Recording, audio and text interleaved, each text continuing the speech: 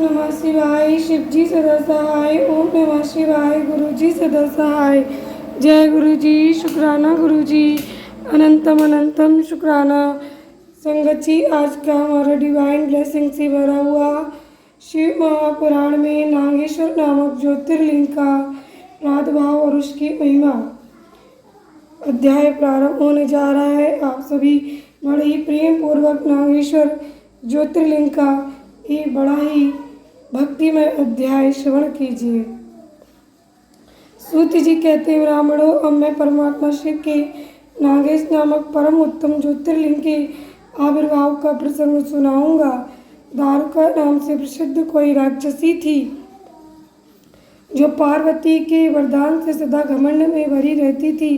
अत्यंत बलवान राक्षस दारुक उसका पति था। उसने बहुत से राक्षसों को साथ लेकर वहाँ सत्पुरुषों का संहार मचा रखा था। वह लोगों के यज्ञ धर्म का नाश करता फिरता था। पश्चिम समुद्र के तट पर उसका एक वन था जो संपूर्ण समृद्धियों से भरा रहता था। उस वन का विस्तार सब ओर से 16 ओजन था। दारुका अपने विलास के लिए जहाँ जाती थी वहीं भूमि वृक्ष तथा अन्य शुभ कर्णों से युक्त ये वह वन भी चला जाता था। देवी पार्वती ने उस वन की देखरेख का भार दारुका को सौंप दिया था। दारुका अपने पति के साथ इच्छानुसार उसमें विचरण करती थी। राक्षस दारुक अपनी पत्नी दारुका के साथ वहाँ रहकर सबको बह देता था। उससे पीड़ित हुई प्रजा ने महर्षि औरव की शरण में जाकर उनको अपना दुख सुनाया और अपने शरणागतों की रक्षा के लिए राक्षसों को ये शाप दे दिया कि ये राक्षस यदि पृथ्वी पर प्राणियों की हिंसा या यज्ञों का विध्वंस करेंगे तो उसी समय अपने प्राणों से हाथ धो बैठेंगे। देवताओं ने जब ये बात सुनी तब उन्होंने दुराचारी राक्षसों पर चढ़ाई कर दी। राक्षस घबराए। यदि वे लड़ाई में देवताओं को मारते तो उन्हीं के हिसाब से स्वयं मर जाते और यदि नहीं मारते तो पराजित होकर भूखों मर जाते हैं। उस अवस्था में राक्षसी दारुका ने कहा कि भवानी के वरदान से मैं इस सारे वन को जहाँ चाहूँ ले जा सकती हूँ। यूँ कहकर वह समस्त वन को ज्यों का त्यों ले जाकर समुद्र में जा बसी। राक्षस लोग पृथ्वी पर न रहकर जल में निर्भय रहने लगे और वहाँ प्राणियों को पीड़ा देने लगे। एक बार बहुत सी नावें उधर आ निकली जो मनुष्यों से भरी थी। राक्षसों ने उनमें बैठे हुए सब लोगों को पकड़ लिया और बेड़ियों से बांधकर कारागार में डाल दिया। वे उन्हें बारंबार धमकियां देने लगे। उनमें सुप्रिय नाम से प्रसिद्ध एक वैश्य था जो उस दल का सरदार था। मैं बड़ा सदाचारी भस्म रुद्राक्षधारी तथा भगवान शिव का परम भक्त था। सुप्रिय शिव की पूजा किए बिना भोजन नहीं करता था। मैं स्वयं तो शंकर का पूजन करता ही था। बहुत से अपने साथियों को भी उसने शिव की पूजा सिखा दी थी। फिर सब लोग नमः शिवाय मंत्र का जप और शंकर जी का ध्यान करने लगे। सुप्रिय को भगवान शिव का दर्शन भी होता था। दारुक राक्षसों को जब इस बात का पता लगा तब उसने आकर सुप्रिय को धमकाया। उसके साथी राक्षस सुप्रिय को मारने दौड़े। उन राक्षसों को आया देख सुप्रिय के नेत्र भय से कातर हो गए। वह बड़े प्रेम से शिव का चिंतन और उनके नामों का जप करने लगा। वैश्यपति ने कहा, देवेश्वर शंकर, मेरी रक्षा कीजिए। कल्याणकारी त्रिलोकीनाथ, दुष्ट अंता भक्तवत्सल शिव, हमें इस दुष्ट से बचाइए। देव, अब आप ही मेरे सर्वस्व हैं। प्रभु, मैं आपका हूँ, आपके अधीन हूँ और आप ही सदा मेरे जीवन एवं प्राण हैं। सूत जी कहते, सुप्रिय की इस प्रकार प्रार्थना करने पर भगवान शंकर एक विवर से निकल पड़े। उनके साथ ही 4 दरवाजों का एक उत्तम मंदिर भी प्रकट हो गया। उसके मध्य भाग में अद्भुत ज्योतिर्मय शिवलिंग प्रकाशित हो रहा था। उसके साथ शिव परिवार के सब लोग विद्यमान थे।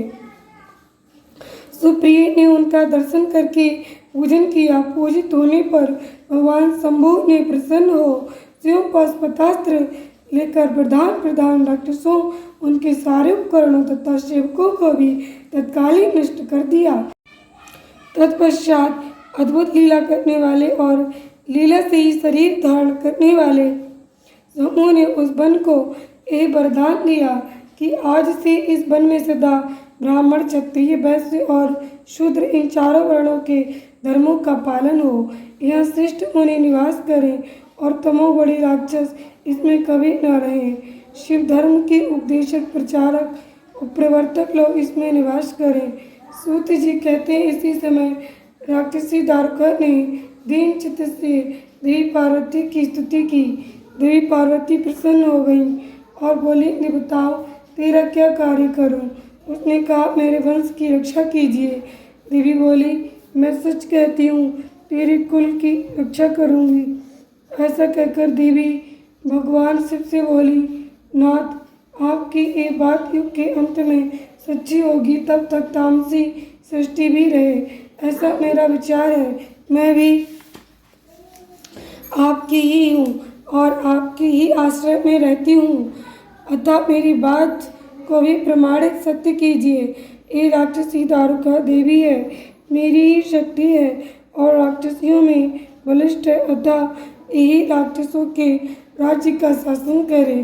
ये राक्षस पत्नियां जिन पुत्रों को पैदा करेंगी वे सब मिलकर इस वन में निवास करें, ऐसी मेरी इच्छा है। शिव बोले, प्रिय, यदि तुम ऐसी बात कहती हो तो मेरा ये वचन सुनो।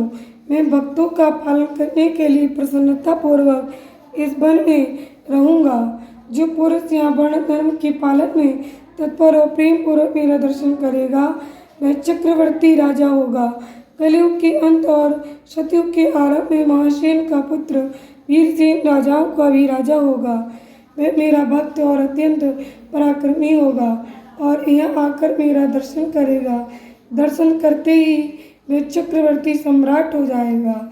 सूत जी कहते, ब्राह्मणों, इस प्रकार बड़ी बड़ी लीलाएं करने वाले वे दंपत्ति परस्पर आसयुक्त वार्तालाप करके शिव वहाँ स्थित हो गए। ज्योतिर्लिंग स्वरूप महादेव जी वहाँ नागेश्वर कहलाए और शिवा देवी नागेश्वरी के नाम से विख्यात हुई। वे दोनों ही सत्पुरुषों को प्रिय हैं। इस प्रकार ज्योतियों के स्वामी नागेश्वर नामक महादेव जी ज्योतिर्लिंग के रूप में प्रकट हुए। वे तीनों लोकों की संपूर्ण कामनाओं को संपूर्ण करने वाले हैं।